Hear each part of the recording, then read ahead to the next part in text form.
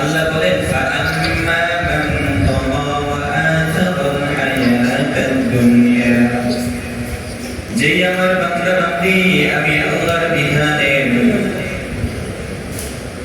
পরোয়া না করে সীমা লঙ্ঘন করবে, ওয়া আথারাল হায়াতাদ দুনিয়া, এবং দুনিয়ার জিন্দেগিকে আখিরাতের উপরে প্রাধান্য দিবে, অর্থাৎ দুনিয়ার জিন্দেগিকে আসল মনে করবে আর আখিরাতের জিন্দেগিকে নকল মনে করবে, ভুয়া মনে করবে।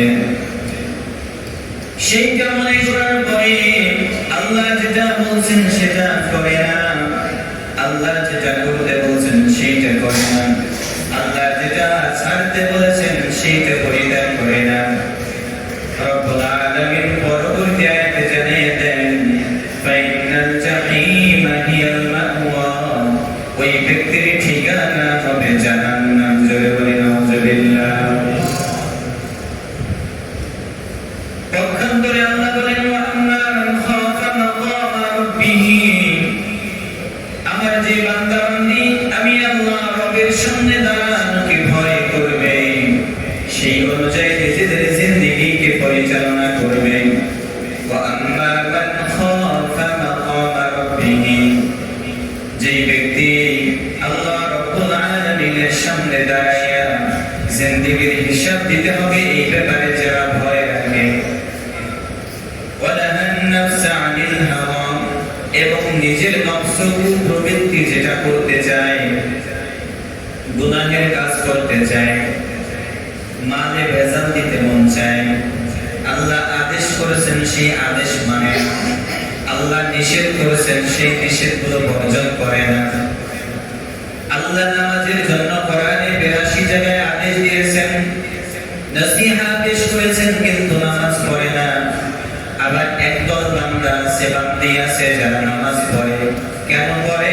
বলে মাওলার সামনে দাঁড়াইয়া জিন্দেগির হিসাব দিতে হবে।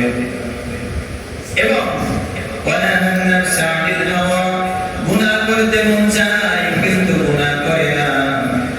এই দুই গুণ যাদের ভিতরে পাওয়া যাবে, এক নম্বর গুণ আল্লাহর সামনে দাঁড়িয়ে হিসাব দিতে হবে, দুই নম্বর গুণ হলো নিজের কুপ্রবৃত্তি, গুনাহ করতে চায়, আল্লাহর বিধান লঙ্ঘন করতে চায়, কিন্তু নফসকে বলে না না, লঙ্ঘন করা যাবে না। যেই রব আমাকে বানাইছেন, ওই রব আদেশ দিয়েছেন, তার আদেশকে অমান্য করা যাবে না।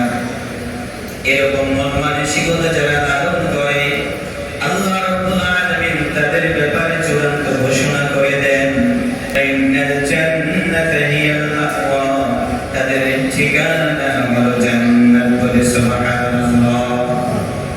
তাহলে দুই গুণ যাদের ভিতরে পাওয়া যাবে তারা জান্নাতি।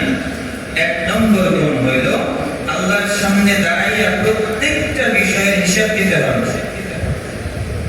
কোনটা আল্লাহ করতে বলছেন আপনি আমি করি নাই, কোনটা আল্লাহ ছাড়তে বলছেন আপনি আমি ছাড়ি নাই। আল্লাহ রাব্বুল আলামিনের সামনে দাঁড়াইয়া হিসাব দেওয়া লাগছে। এক নম্বর গুণ হচ্ছে আল্লাহর সামনে দাঁড়ানোকে ভয় করে যারা। দুই নম্বর, নিজের কুপ্রবৃত্তি, খারাপ নফসের কুমন্ত্রণা থেকে যারা বেঁচে থাকে, নিজেদেরকে বাঁচিয়ে রাখে, এই দুই গুণ যাদের ভিতরে থাকবে, রব্বুল আলামিন বলেন ফাইনাল জান্নাতা হিয়াল মাওয়া, আর কোন গুণ না থাকলেও তার ঠিকানা আমি মাওলার জান্নাত। সুবহানাল্লাহ। এজন্য মুহতারাম হাজিরিন, তো আল্লাহর সামনে দাঁড়িয়ে হিসাব দেওয়া লাগবে, এর ভিতরে সব চলে আসে। আপনার আমার নামাজ, আপনার আমার রোজা, আপনার আমার হজ, আপনার আমার যাকাত, আপনার আমার কুরবানি, আপনার আমার মুআমালাত, মুআশারাত, যা কিছু আছে সব এটার ভিতরে শামিল। আল্লাহর সামনে দাঁড়াইয়া হিসাব দেওয়া।